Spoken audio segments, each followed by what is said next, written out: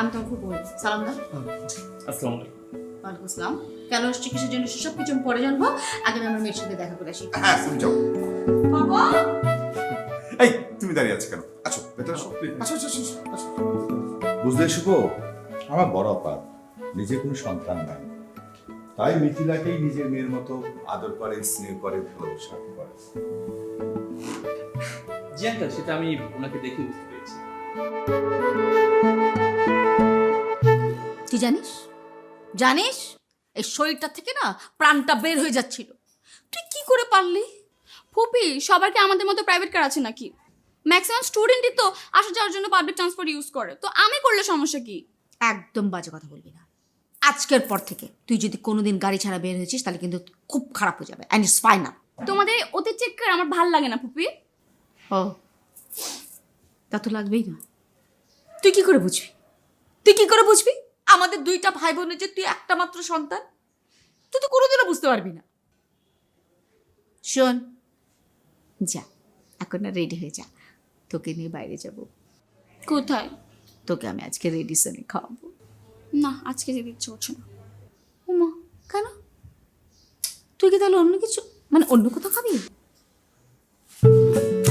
হ্যাঁ, ধরো ফুপি, আমরা একটা পাহাড়ি অঞ্চলে পাহাড়ের উপর বসে কোনো একটা রেস্টুরেন্টে খাবার খাচ্ছি, কেমন হবে? ঢাকা শহরে আমি পাহাড় পাবো কোথায়? আবার পাহাড়ের উপর রেস্টুরেন্ট? সিম্পল। আরে ঢাকায় তুমি পাহাড় কোথায় পাবে? চলো আমরা সাজেক যাই, সাজেক গিয়ে মেঘের রাজ্যে মেঘের কোনো একটা রেস্টুরেন্টে বসে মেঘ দেখতে দেখতে খাবার খাবো। চলো। সাজেক তো অনেক দূর। আরে আমি কি তোমাকে এখন যেতে বলেছি? প্ল্যান করো, তারপর যাবো। বলেছিস যখন তখন তো নিয়ে যেতেই হবে। কি যেতে হবে? আচ্ছা দেখি, হ্যাঁ তোর বাবার সাথে আলাপ করে, হ্যাঁ কি করা যায়। এগুলো আমি শুনবো না, তুমি প্ল্যান করো, আমি যাবো।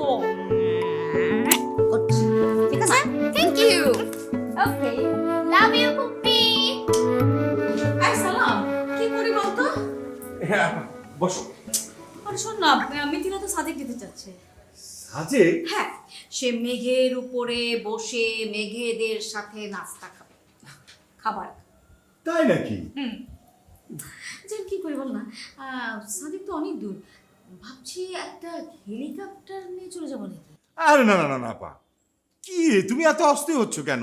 আরে বাচ্চা একটা মেয়ে, খামখেয়ালি মন, কখন কি বলেছে আর তুমি অত অস্থির হয়ে যাচ্ছ? সালাম, মিথিলা বলেছে আর আমি অস্থির হব না?